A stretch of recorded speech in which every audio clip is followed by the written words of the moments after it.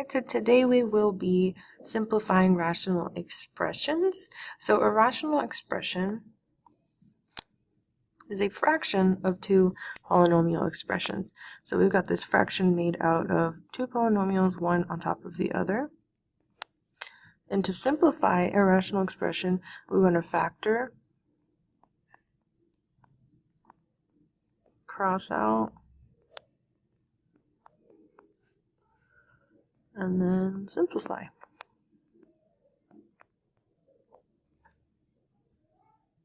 So first thing we want to do on these steps here is factor everything that can be factored, and we'll simplify the monomials by using exponent rules, and then eliminate common binomial factors. So on number 1, first thing we're going to do is factor. So with 20x to the 6th power and then 14x to the squared power squared, we can't really factor because they're already monomials. So when we have monomials, we will simplify based on the numbers in front. So 20 over 14, we can simplify those by 2. We get 10 over 7. And then x to the 6th over x squared, we subtract those two powers and get x to the 4th.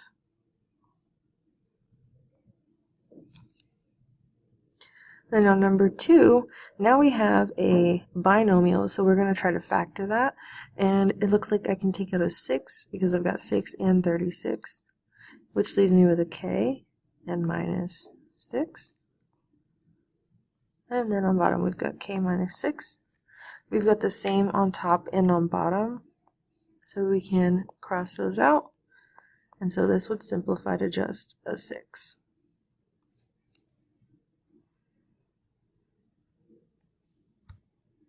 Then on number 3, we're going to simplify by factoring the bottom. So we've got y squared plus 2y minus 48. We're going to factor that into two binomials. So we need two numbers that will multiply to negative 48 and add to 2.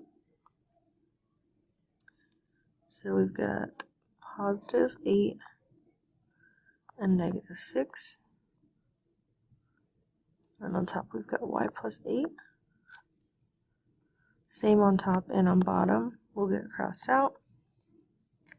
And so that leaves me as my answer with y minus 6 on bottom. And whenever there's nothing left on top, there's a 1 in its place.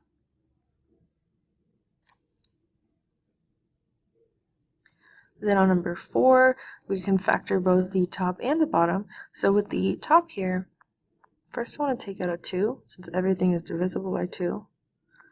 Leaves me with r squared minus r minus 20. And then on bottom, I can take out an 8, which leaves me with r plus 4. So then I'm going to factor the top further. We need two numbers that multiply to negative 20 but add to negative 1. So that's minus 5 and plus 4. So on the bottom we've got 8, r plus 4. Anything that's the same on top and on bottom will get crossed out. And then 2 over 8 can simplify to 1/4. So we've got r minus 5 and then 4.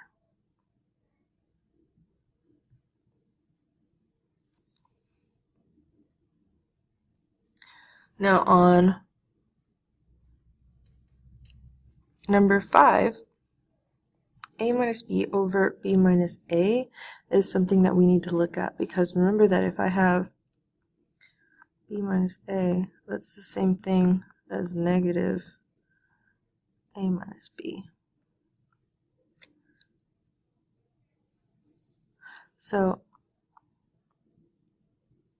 we've got p squared minus 49, that's a special case, which gives me p minus 7 and p plus 7. But on the bottom, I've got a negative p and a positive 7. So what I can do is take out a negative 1 and make that p minus 7.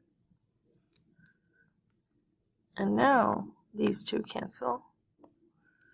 and they leave me with -1 on bottom, p plus 7 on top, which when you divide by negatives, well, a -1, it's the same thing as multiplying by -1. So we could change that to -p minus 7 as our answer. So a minus b over b minus a is a minus b over negative a minus b. Number 6, we're going to factor the top and the bottom. So between 12 and -3, I could take out a 3. Between a cubed and a, I can take out an a, so we're taking out a 3a, which leaves me with 4a squared minus 1. On the bottom, between 12 and 6, I can take out a 6. And between a cubed and a squared, I can take out a squared, which leaves me with 2a plus 1. So now,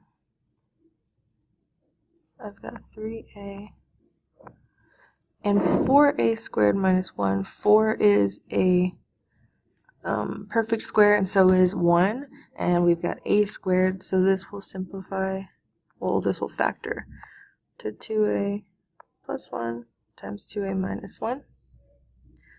And then on bottom, we've got 6a squared, 2a plus 1. So we do still have to know our special cases with our factors. And then 3a divided by 6a squared, the 3's will cancel. That a will move to the bottom. And so on top we've got 2a minus 1. And on bottom we have 2a and 2a. Oh, the 2a plus 1 is gone, sorry. So just 2a.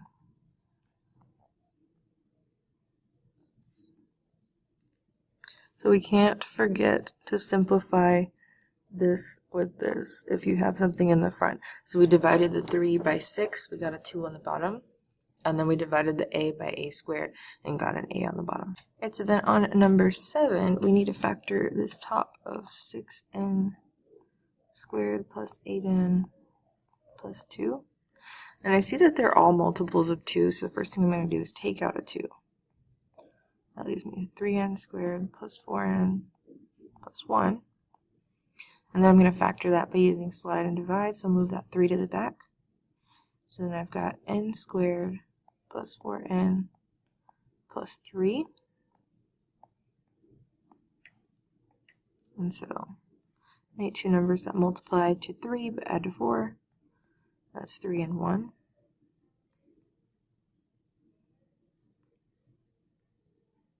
So then we're going to divide by what we multiplied by originally.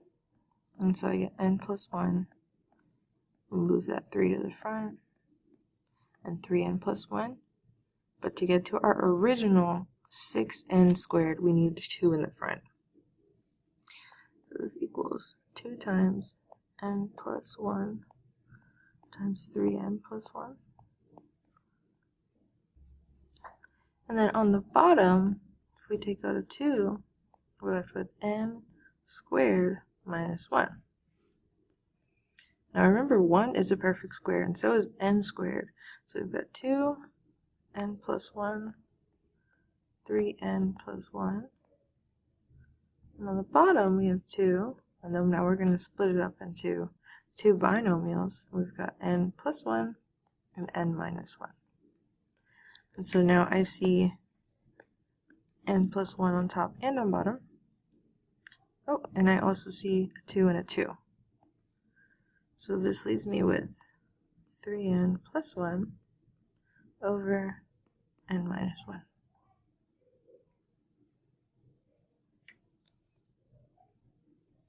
And then on number 8,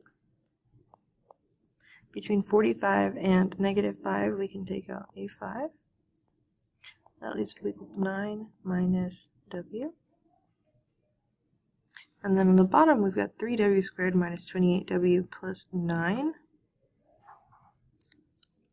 So we're going to need some space. I'll just write over here. We're going to factor 3w squared minus 28w plus 9, the same way we did the last problem. We'll move the 3 to the back. W squared minus 28w plus 9 times 3, which is 27. W and w. And two numbers that multiply to 27 but add to negative 28, negative 1, and negative 27. And we'll divide both of those by 3. And we get 3w minus 1 and w minus 9. So we've got 3w minus 1 and w minus 9. So here we see we've got w minus 9 and 9 minus w. So the way that I can play with this problem is let's take out a negative 5 instead. That would leave me with a negative 9 and a positive w, which is what I have in that bottom. I have a negative 9 and a positive w. So now these two are the same. So on top, I'm left with just negative 5, and on bottom I'm left with just 3w minus 1.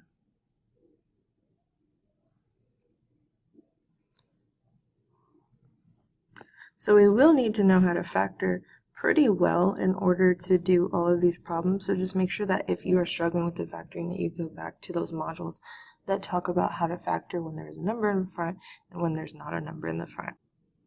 So now that we have everything all simplified, I do want to talk about excluded values. Excluded values are any values that you can place into the variable that will make your denominator equal 0. Now, whenever we're talking about these excluded values, it's important that you check for them before the problem has been simplified. So yes, you can simplify first, but when you're checking for those excluded values, don't look at your simplified version, look at the original. So like on number 1,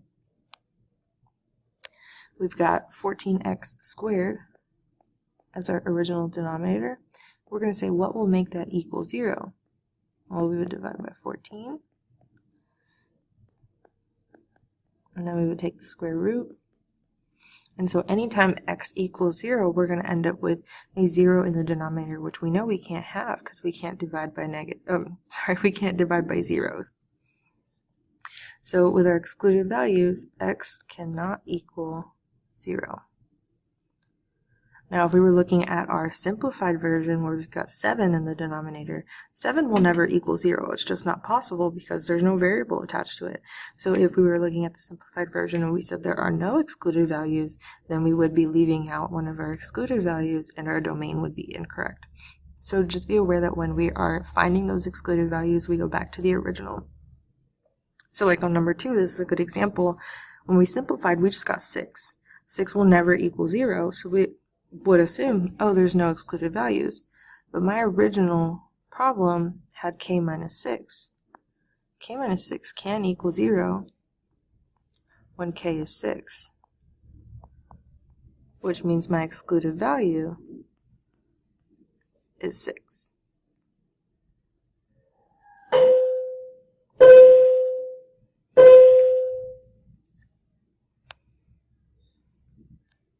Now on number 3, same thing, where we've got this excluded value, but we have this first original version, which we'll look at the factored one. So y plus 8 equals 0, and y minus 6 equals 0. So this would mean that y equals negative 8, and y equals 6. So those are the values that will make my denominator equal 0. So when I'm writing in those excluded values, I would say, well, y can't equal negative 8 or 6.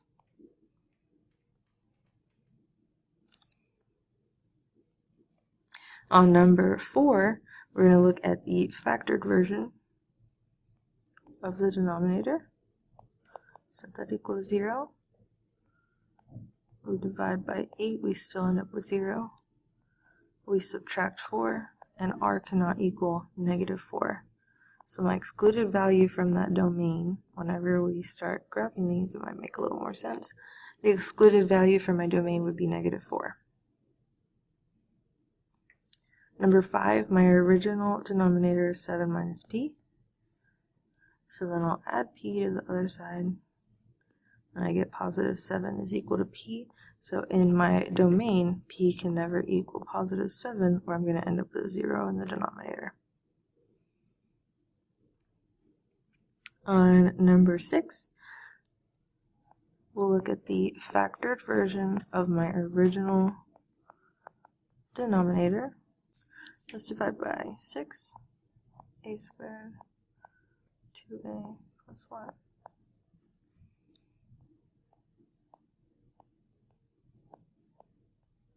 We can factor out an a squared. We get 2a plus 1. And set them both equal to 0. A squared equals 0, which I know will give me a equals 0. And 2a plus 1 equals 0, which is 2a equals -1, which is a equals -1/2. So the values that a cannot equal are 0 and -1/2.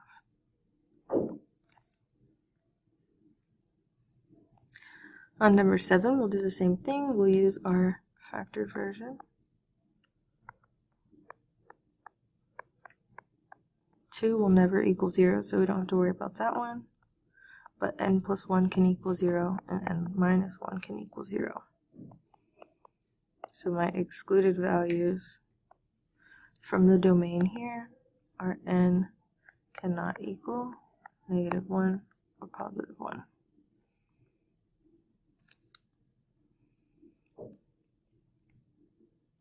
Number 8, same thing.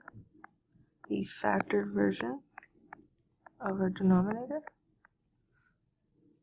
And so we've got 3w minus 1 is equal to 0, and w minus 9 is equal to 0. This gives me w equals 9, which is 3w is equal to 1, which is w equals 1/3. So my excluded values, w cannot equal 1/3 or 9.